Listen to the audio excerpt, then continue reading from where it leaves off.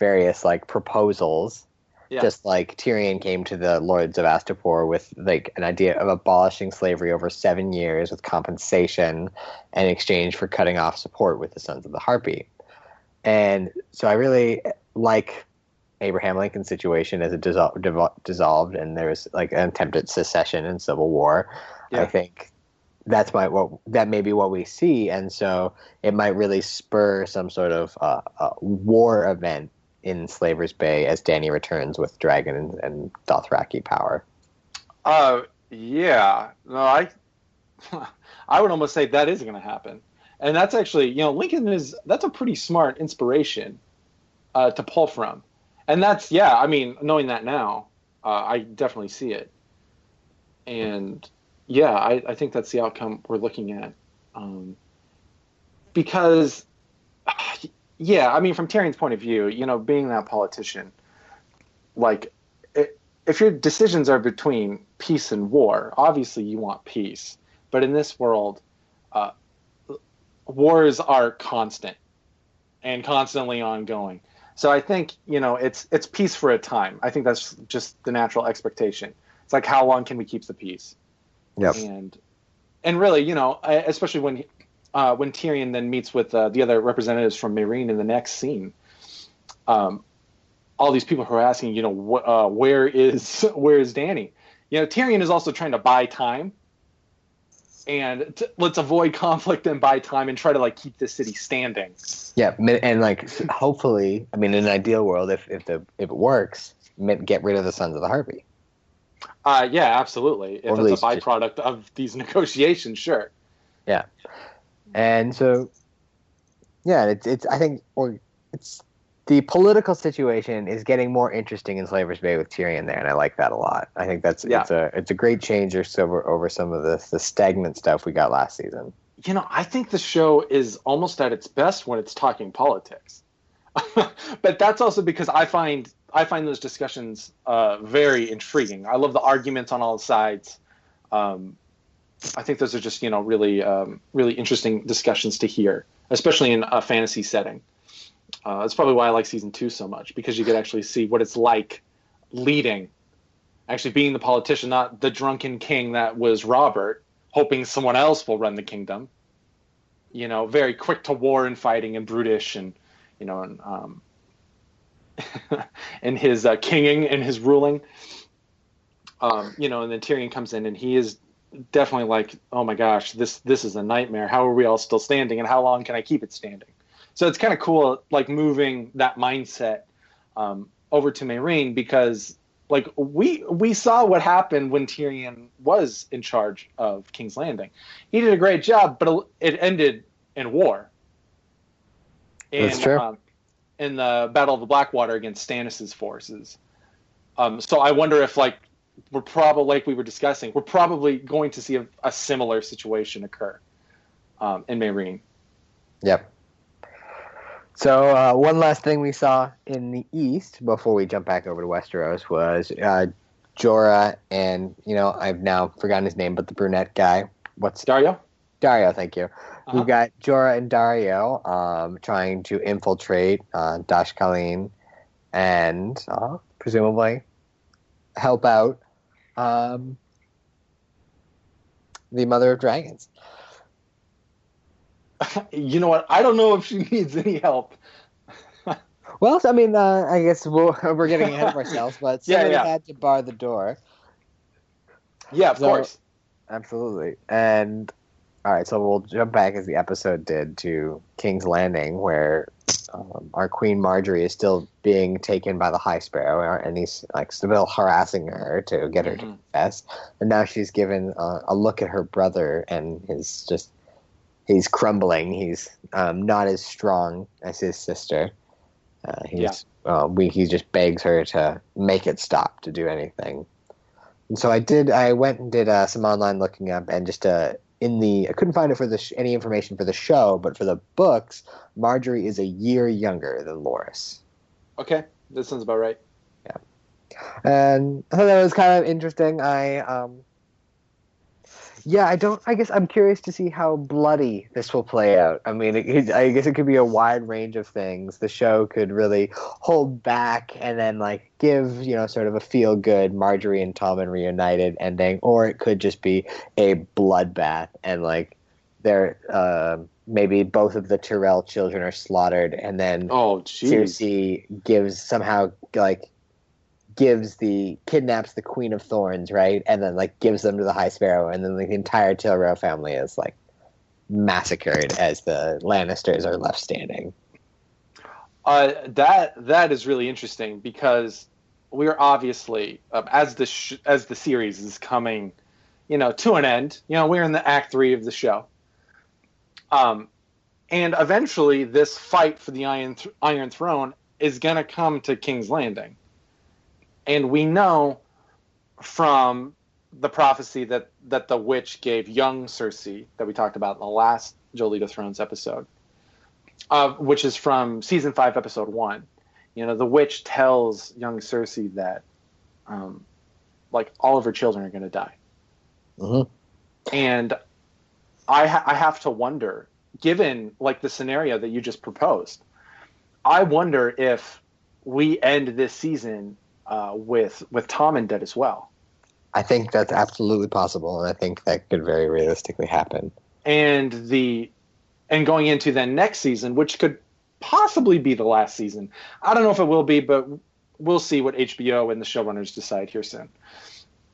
But you could go into season 7 and like the crown is in disarray. The king is dead. The queen is dead. Like both the Lannisters and the Tyrells, they're like slaughtered. High Sparrow and his goons, they're gone too. And it's just like, what is going to happen? As then inevitably we have these forces. You could have that shot where like Cersei sees like her dead son Tommen, and they could be like just throwing the gold cloak over him. And then you just like immediately cut to Dany crossing the sea. And you just know, like, oh my gosh, everything is just in chaos, and it's about to get worse. The Iron Throne is always up for play. Yeah. One thing I thought was really fun with Tommen and Cersei, there's a scene there where they had like matching haircuts, mommy and me. Yeah. And it reminded me of Arrested Development with Buster and his mom on the Balboa Bay Window magazine. Yeah. With the article, Why I Want to Marry My Mother. That's hilarious. Yeah, and I thought that was great. So do they just like fully embrace the incest thing, like the Targaryens, and then Cersei can be queen again after Tommen's dead? God.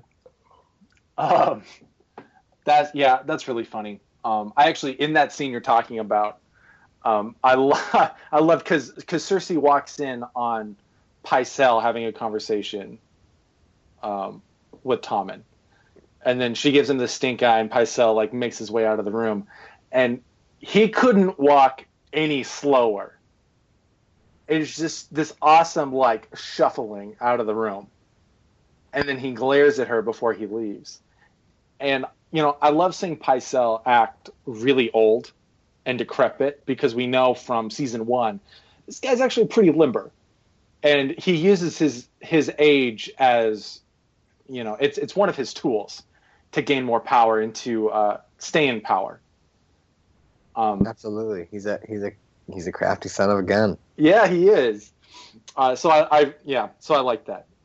That's a good scene, and I feel like again this like theme of reunion and setup in this episode. I think that moment is another one. It's a little more subtle, but it's like Cersei reminding Tommen, like in a roundabout way, like you have to remember what we're about to do. Like, remember the plan, which is then great, because then like Tommen has the secret that the High Sparrow told him, and leading into the next scene with the small council. Yeah, where Jaime and Cersei kind of forced their way back in because they, I guess, pressed the issue that the High Sparrow is a problem that has to be dealt with. And it's I guess interesting nothing's really changed, right? The High Sparrow has always been a problem to deal with for like 4 episodes plus back into the last season. So Sure. I guess they don't really bring anything new to the table, but as long as I guess they manage to argue it successfully, the status quo has changed, and so now we've got a bit bigger, small council. Yeah, and I would say if that scene really did anything, again sticking with the theme of like reunions, it kind of got what's her name, Lady Olenna, Queen of Thorns. yeah, it got her kind of to like stop waging this secret war with the Lannisters that she's been doing for a couple seasons. Yeah, that's a And good point. get her to be like, okay, you're right. We do have this common enemy. Speaking of thorns, thorn in everyone's side, the High Sparrow. And, Yeah, absolutely. And maybe we should kind of lay down our political arms and our financial arms, and maybe we should kind of like target the common threat here before Queen Marjorie is dragged through the streets. Like, oh my gosh, like naked like Cersei.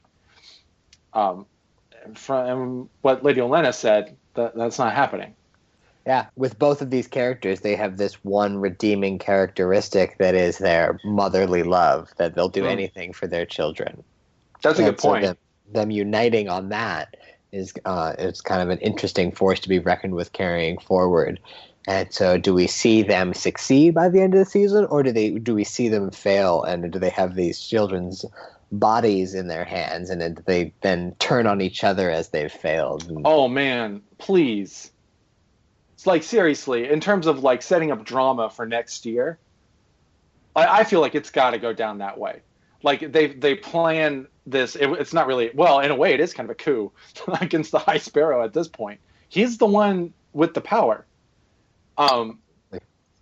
So like they kill him, but then everyone dies, and they're like, "Why did we even fight this war? It's your fault. It's your fault."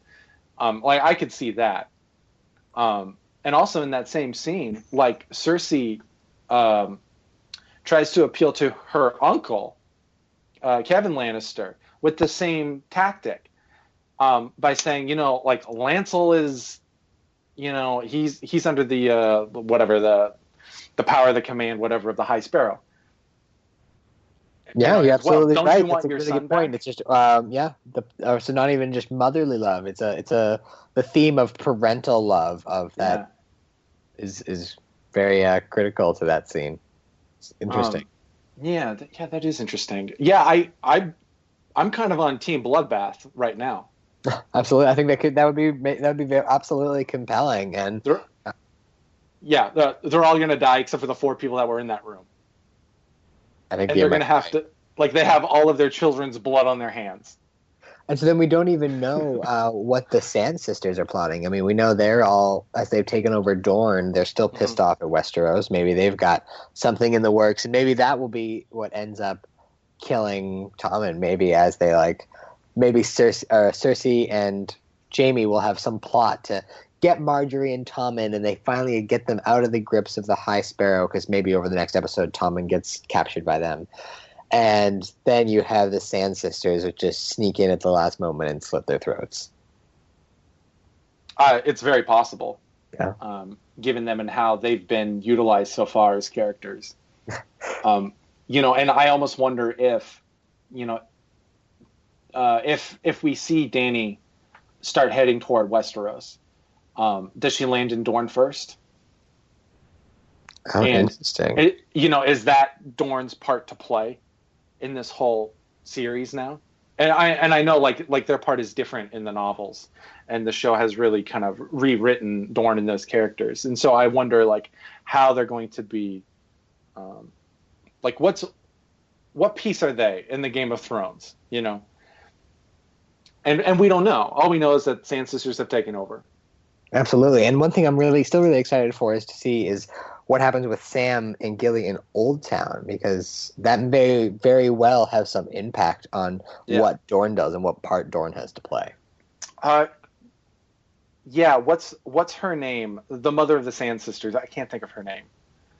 Laria? Is that what it is? Oberyn's paramour. I believe. So like she even said after she killed, oh crap, what's his name? Dolan?